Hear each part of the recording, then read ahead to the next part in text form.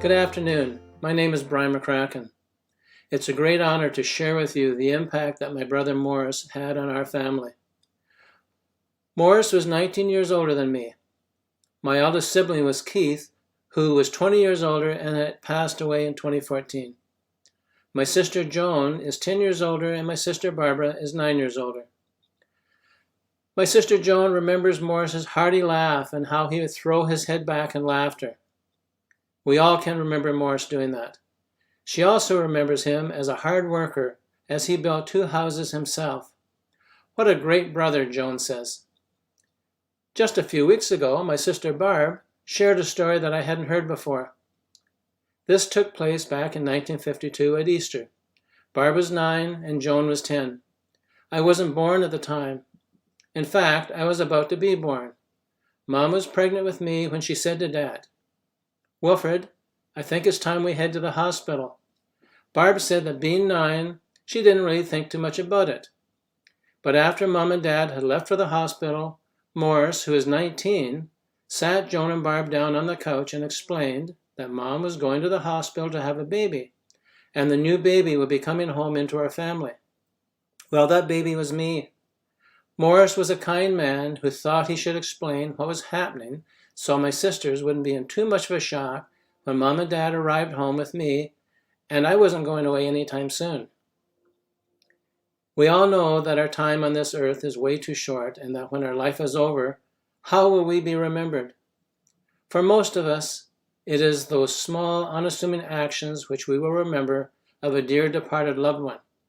This is certainly the case with Maurice, who had such an impact on me when I was very young, when I was in high school, and when I was married with a family of my own. I'm sure these actions, which were life-changing to me, Maurice hardly gave a second thought to. It was these actions that made Maurice my hero. How many actions does it take to make a person a hero? I remember when I was 9, growing up on the farm north of Napanee, we had an electrical failure at the barn. Maurice was an electrician who was working at the Terraline plant. I remember when Maurice came to the farm, he fixed the electrical problem and restored the barn back into operation. As a kid of 9, I was absolutely in awe that my brother was able to understand what the problem was and was able to fix it. Wow, that was hero action number 1. Now, another thing that I always enjoyed when I was young was being told stories. I liked my dad telling me stories, and I liked to tell him stories. When Maurice would come along and say, "Do you want me to tell you a story?" I would eagerly say, "Yes, please." So Maurice would start. "I'll tell you a story about Johnny Minori, and now my story's begun. I'll tell you another about Johnny's brother, and now my story's done." I know Maurice liked to tease me, and he would tell me the same story over and over and over. The next instance was when I was in grade 12, and I was thinking about careers. I was pretty good at drawing and thought perhaps I could become a draftsman. Now, this was back in the late 60s, and I didn't know too much about careers back then. Maurice was now working for Ontario Hydro at Pickering Nuclear Generating Station as a control technician. One day, he asked me about careers, and I said I was thinking of becoming a draftsman. Maurice said, "Why don't you go into engineering? They do pretty interesting work." Now, I didn't know anybody who was an engineer, but when Maurice explained to me what the engineers he worked with did, I thought, well, that does sound interesting. So in grade 13, I applied and got into engineering at Queen's University. This was hero action number 2. At the end of my first year of engineering at Queen's, we had to decide which engineering discipline we wanted to go into for the remainder of our time at Queen's. I had thought perhaps I could go into mechanical engineering or geological engineering, as I found these courses interesting. But once again, Maurice had an impact which I'm sure he was never aware of.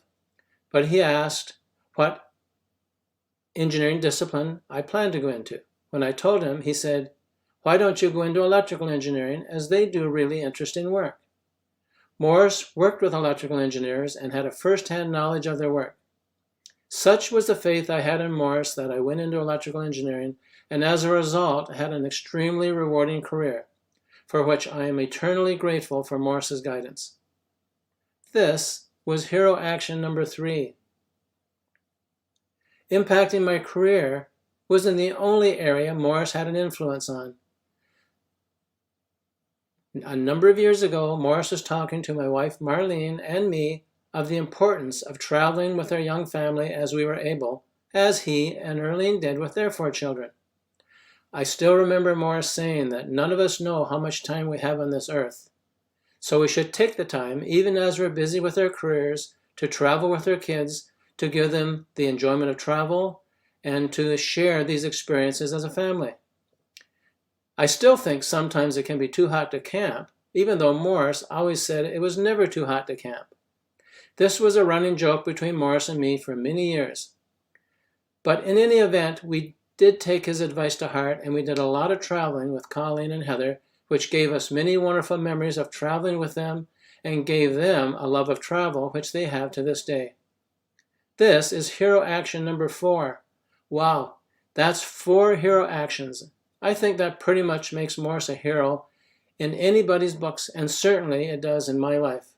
Maurice, we always looked up to you and admired you for many reasons. We will always miss you, Maurice. Thank you.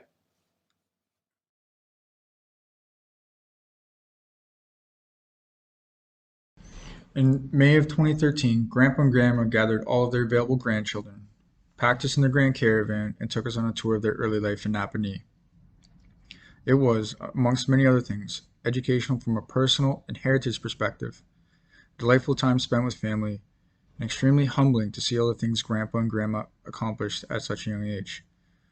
This experience highlighted some of the aspects of Grandpa that I'll speak on today that were also clear reading through some of the grandchildren's remembrances of a wonderful man, namely his kindness, selflessness, tireless work ethic, sense of duty to family and community, and his heart on his sleeve approach to life.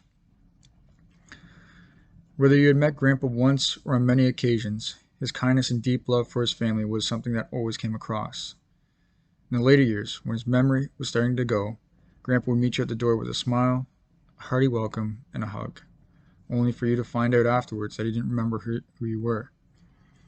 Grandpa's kindness was freely given, regardless of who you were or why you had shown up at his door. On more than one occasion, he housed pets for friends and family, and these pets quickly came to like him better than their previous owner. No example is more obvious than Benson, as the two quickly became almost inseparable overnight, and his love for Grandpa was only surpassed by his weight gain after entering the household due to Grandma's feeding policies. No animal or human was ever worse off for knowing Grandpa. One aspect of Grandpa that I think we all try to replicate in our own ways is the regularity with which he puts the needs of others in front of his own. Jackson and I remember going to meet Grandpa on separate occasions after he didn't remember us. For both of us, the talk eventually turned to what we do for a living, at which point Grandpa regaled us with stories of his time in the reserves and how proud he was of that opportunity to serve his community. Despite it being about 6 years beforehand, he was able to talk at length and with clarity about what he had done and the pride he had felt. I'm sure for all of us, one of our core memories of Grandpa was the lengths to which he would go to help others, and it's heartening to know that this was one of his core memories of himself as well. Something that was not common for men in the time that Grandpa was growing up is that he was never afraid to wear his heart on his sleeve and express his emotions. I'm sure that many of us remember Grandpa tearing up as he said grace at a family gathering, or quietly as he read a card from one of the many people who loved him. Grandpa reminds us that true strength is being able to express your emotions and letting those close to you know how you feel. As Grandpa said to many of his grandchildren, don't burn the candle at both ends, trying to remind all of us that working hard is all for naught if it puts your happiness, or more importantly, that of your family in jeopardy. In 2013, when Grandpa and Grandma took their grandchildren on a tour of Napanee, it was hard not to take this without a heavy dose of irony when we passed 2 homes Grandpa had constructed himself before the age of 21. It was a deeply humbling experience for everyone in the car, especially as many of us were nearing or had just passed our 21st birthdays. While we had all expected to learn something that day, none of us expected that it would be how inadequate our resumes were at 21 compared to Grandpa. A work ethic and attention to detail that clearly did not fade as time went on. His stained glass remembrances many of us have in our homes are testimonies to his hard work and love for his family. Despite Grandpa's pursuit of improving the lives of everyone in his family, he certainly also knew how to have fun. At one family meetup in Peterborough, the cousins were all trying to one-up each other, doing flips off the diving board. And with many onlookers holding their breaths, Grandpa tried to front flip into the pool with limited success and much applause, only to eclipse all of us later when he did a rolling front flip off of a ledge in the hot tub and emerged unscathed. There's a quote that Grandpa always said, and I think it is clear through his ethos that it was something he took to heart, which is the harder you work, the luckier you get. Grandpa was also always making sure that those he loved, his family and his friends, were taken care of and knew just how much he loved them. He always knew how lucky in life and love he was, and was proud of the life he had created with his life partner, Grandma. So next time you see one of Grandpa's stained glass pieces in your house, when you get a haircut and remark internally, "You got your ears lowered," and when you try to tell someone in your life how you feel, or be kind to a stranger, or really just try to do whatever you think Grandpa would have done, it won't steer you in the wrong direction.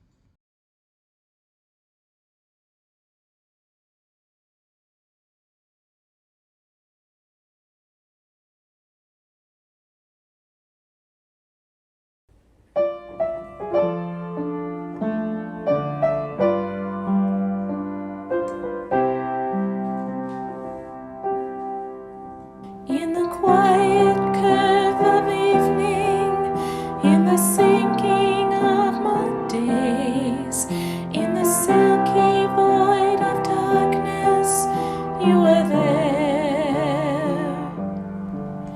In the lapses of my breathing, in the space between my ways, in the crater carved by sadness, you are there. You are there. You are there. You are there. In the rest between the phrases, in the cracks between the stars, in the gaps between the meaning, you are there. In the melting down of endings, in the cooling of the sun, in the solstice of the winter, you are there. You are there. You are there. You are there. In the mystery of my hungers, in the silence of my rooms, in the cloud of my unknowing, you are there. In the empty cave of grieving, in the desert of my dreams, in the tunnel of my sorrow, you are there. You are there. You are there. You are there.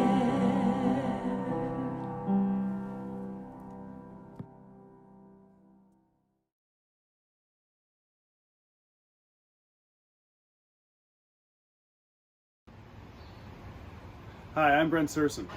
My mom, Joan, was Uncle Maurice's sister. Uncle Maurice was a huge part of my life, and my wife, Jen, and I, and our 3 kids have many fond memories of our times with him. We will deeply cherish those memories, and will never forget his kind heart, and of course, his infectious laugh. I'm privileged today to be able to read scripture in his honor. The readings from the Gospel of John, chapter 1, verse 1 to 4, and 27. Jesus said, "Do not let your hearts be troubled. Believe in God, believe also in me. In my Father's house there are many rooms. If it were not so, would I have told you that I go to prepare a place for you? And if I go and prepare a place for you, I will come again and will take you to myself, so that where I am, you may be also, and you know the way to the place that I am going. Peace I leave with you, my peace I give to you. I do not give to you as the world gives. Do not let your hearts be troubled, and do not be afraid."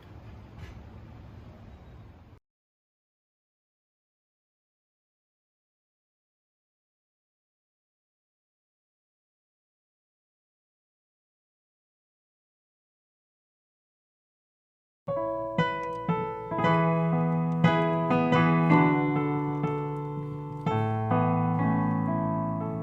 Lord my God, when I in awesome wonder consider all thy works thy hand hath made, I see the stars, I hear the mighty thunder, thy power throughout the universe displayed.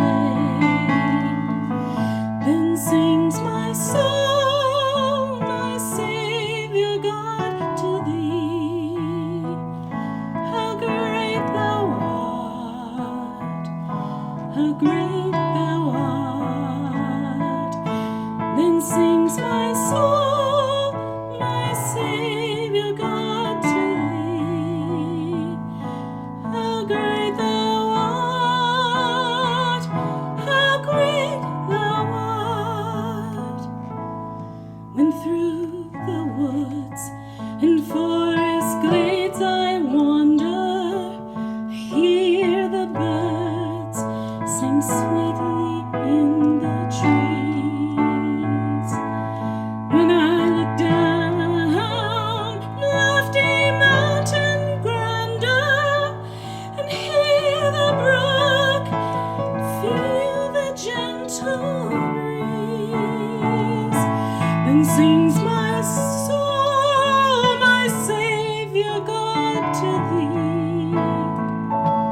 How great thou art, how great thou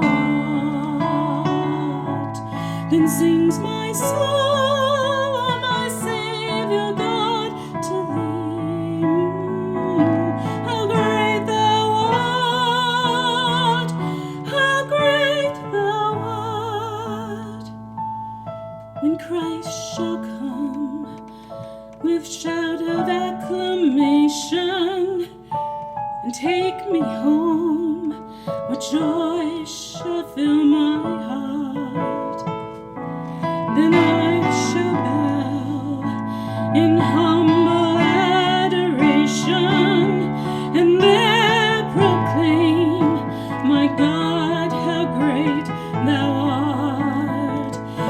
Then sings my soul, my Savior God, to thee.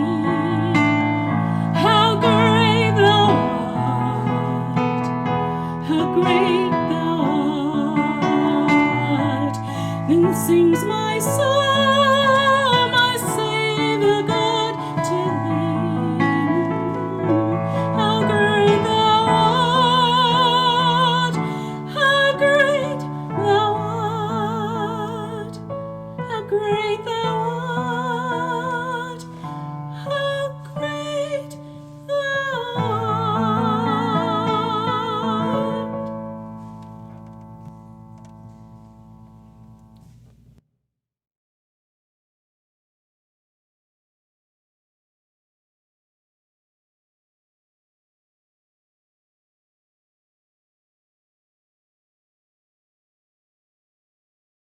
Our Father who art in